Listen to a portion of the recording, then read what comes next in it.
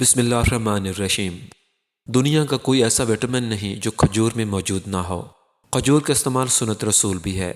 کھجور کولیسٹرول سے پاک ہے اور اس میں بہت کم چکنائی ہوتی ہے۔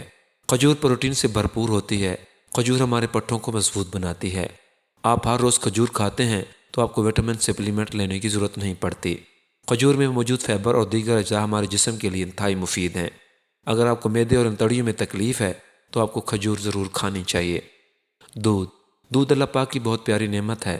حضور پاک صلی اللہ علیہ وسلم نے فرمایا، گائے کا دودھ پیا کریں کیونکہ یہ ہر درخت کی غذا حاصل کرتی ہے اور اس میں ہر بیماری سے شفا ہے۔ حضور پاک صلی اللہ علیہ وسلم کے پینے کی چیزوں میں دودھ بہت پسند تھا۔ دودھ ایک ایسی نعمت ہے جو بھوک اور پیاس کو دور کرتی ہے، لہذا یہ غذا بھی ہے اور پانی بھی۔ ایک سروے کے مطابق دودھ پینے والوں کی عمریں زیادہ ہوتی ہیں۔ دودھ کیلشیم سے بھرپور ہوتا ہے۔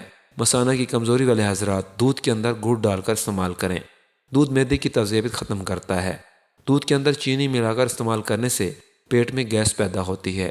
زیادہ دیر تک دودھ کو ابالنے سے دودھ کی غذائیت ضائع ہوتی ہے۔ جن لوگوں کو دودھ ہضم نہیں ہوتا وہ دودھ کے اندر شہد ڈال کر استعمال کریں۔ کدو ہمارے پیارے نبی صلی اللہ علیہ وسلم کی سب سے پسندیدہ غذا ہے۔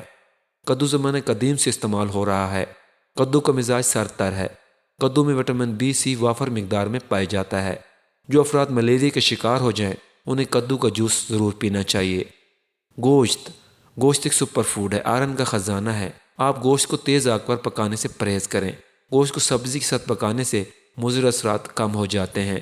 سب سے اچھا مشورہ یہ ہے کہ گوشت کو ایک ہفتہ کے اندر استعمال کر لیا جائے۔